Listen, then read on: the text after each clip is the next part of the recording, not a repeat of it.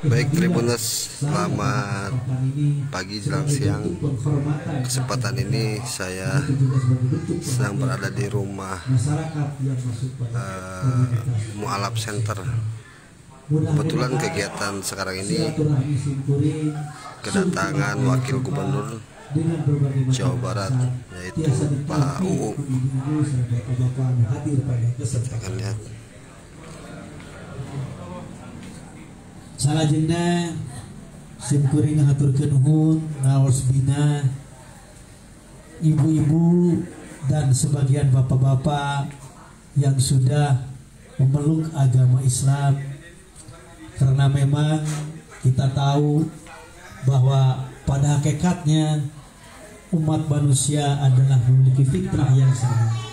Kullu mauludin yuladu ala fitrah fa'abawahu yahudan wa nasrani. Setiap manusia itu memiliki fitrah yang sama. Apa fitrahnya? Yaitu menerima keimanan dan menerima keislaman.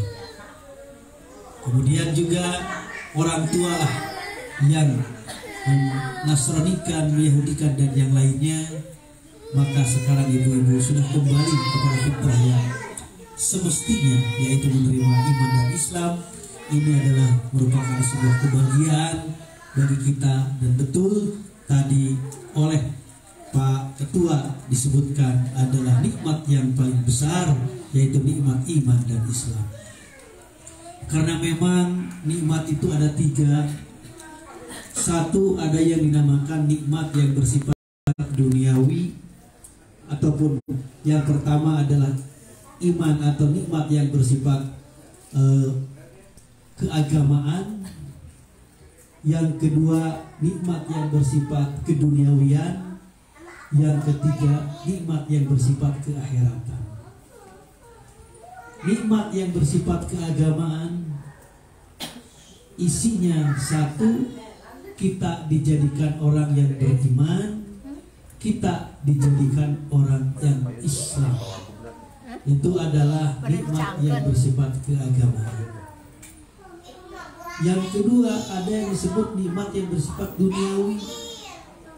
Umur panjang, sehat, dan banyak rezeki.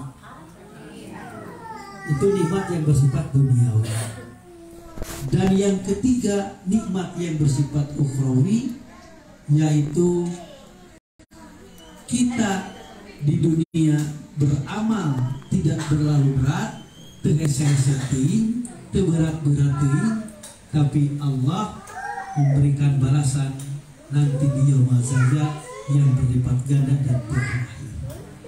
Jadi ibu, hari ini kami yakin nikmat yang ada dalam dunia ini yang diberikan oleh Allah ketiga-tiganya sudah menerima, yaitu nikmat din, nikmat keagamaan, dijadikan orang-orang iman dan Islam.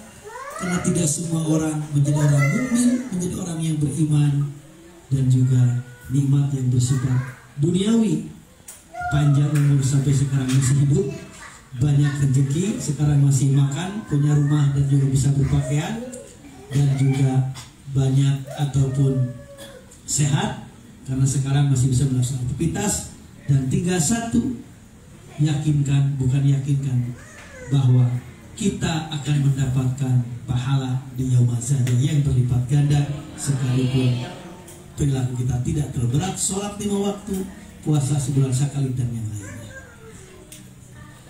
Nah, saya hadir ke sini tadi saya sampaikan sebagai bentuk perhatian, dan sekaligus saya bersyukur bahwa kami ataupun saya sebagai umat muslim hari ini bisa bertemu lagi dengan umat muslim yang lain, terutama bisa bertemu dengan umat yang disebut mu'alaf, yang Allah memberikan hidayah kepada kita sehingga kita bisa menjadi orang yang beriman pada hari ini. Tidak semua orang mendapatkan taufik dan hidayah, tetapi bapak-bapak dan ataupun ibu yang hadir pada kesempatan ini yang mendapatkan taufik dan hidayah. Taufik adalah keinginan untuk melaksanakan hal yang baik, hidayah, pragna melaksanakan terjadi kebaikan dalam diri kita.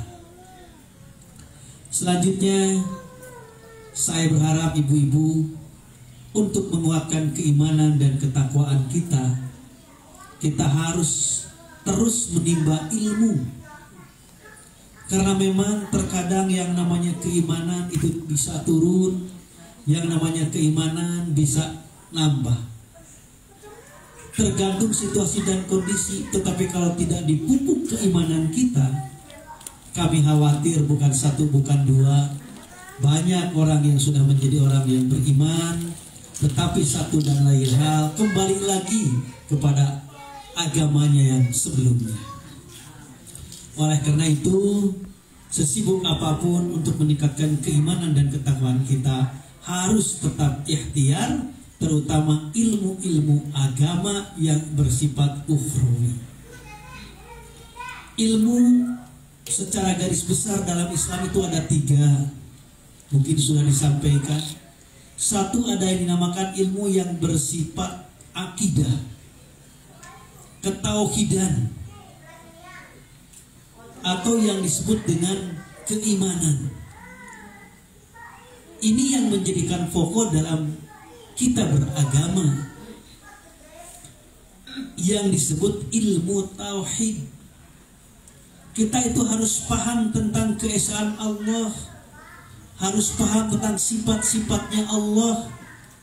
Justru di sini pembeda mana orang yang beriman, mana yang tidak, tergantung ketauhidannya. Kalau ketauhidannya benar dan lurus, kemudian meyakinkan semuanya, maka orang disebut adalah orang yang beriman. Konsekuensinya langgeng di surganya. Kita tahu Allah wahid, satunya Allah sama dengan satunya telunjuk, ini juga satu. Allah satu, apakah sama dengan satunya gelas air mineral ini? Kita harus paham. Karena satunya telunjuk memang satu, tapi satunya gabungan.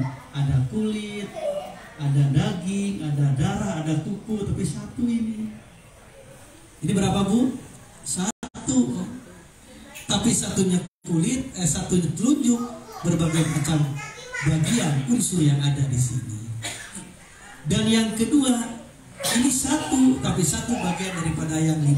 1, 2, 3, 4, baru 5. Ini satu.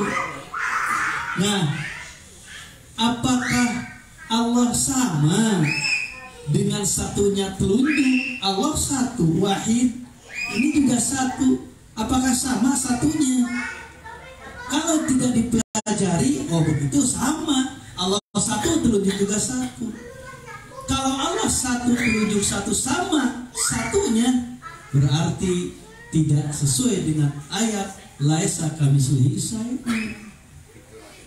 Artinya satunya Allah tidak sama dengan satunya telunjuk, karena satunya telunjuk gabungan dari unsur yang lain, dan juga satunya telunjuk bagian daripada yang lain. Kalau begitu, bagaimana itu Allah? Allah bukan bagian daripada yang lain dan bukan gabungan.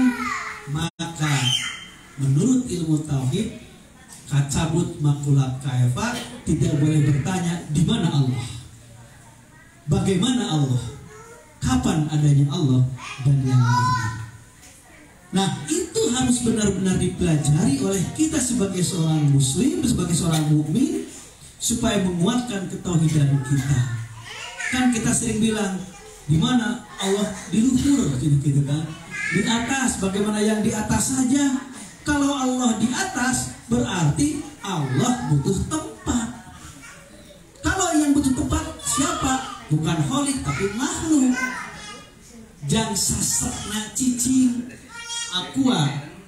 Nah, tempatnya di sini butuh tempat.